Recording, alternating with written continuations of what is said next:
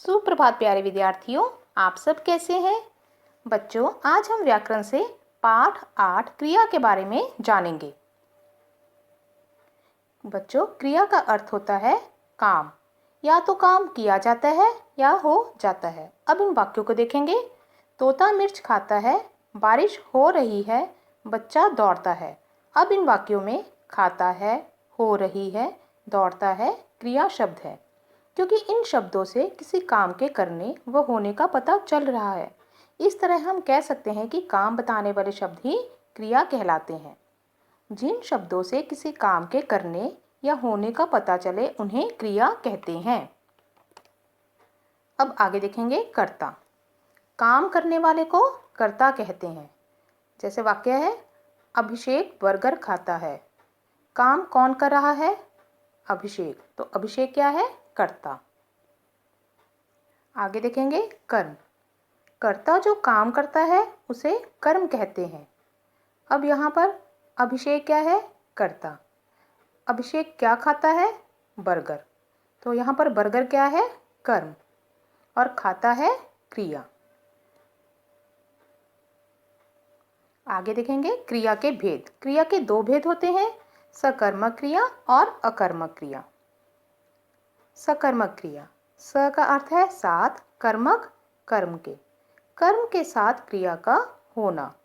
अब इन वाक्यों को देखेंगे। जतिन सेब खाता है, माँ पत्र लिखती है।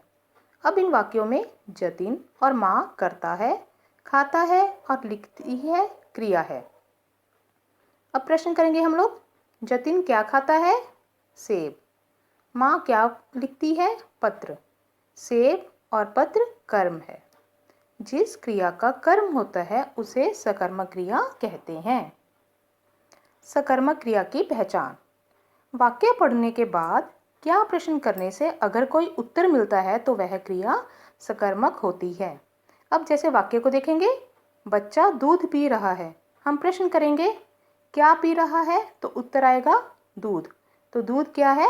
कर्म। और पी रहा है सकर्मक क्रिया।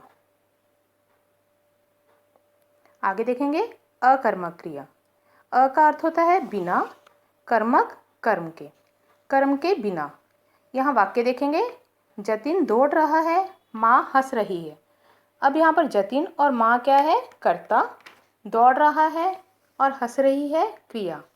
अब इन वाक्यों में कर्ता व क्रिया है, कर्म नहीं है, इसलिए ये अकर्मक क्रिया है। जिस क्रिया के साथ किसी कर्म का प्रयोग नहीं होता वह अकर्मक क्रिया कहलाती है। अकर्मक क्रिया की पहचान। वाक्य पढ़ने के बाद क्या प्रश्न करने से अगर उत्तर नहीं मिलता तो वह क्रिया अकर्मक होती है। जैसे वाक्य देखेंगे। बच्चा रो रहा है। क्या रो रहा है? यहाँ पर कर्म नहीं है, तो रोना क्या है? अकर्मक क्रिया। बच्चों, अब आप इस पाठ को अपनी पुस्तक में से ध्यानपूर्वक पढ़ेंगे व समझेंगे।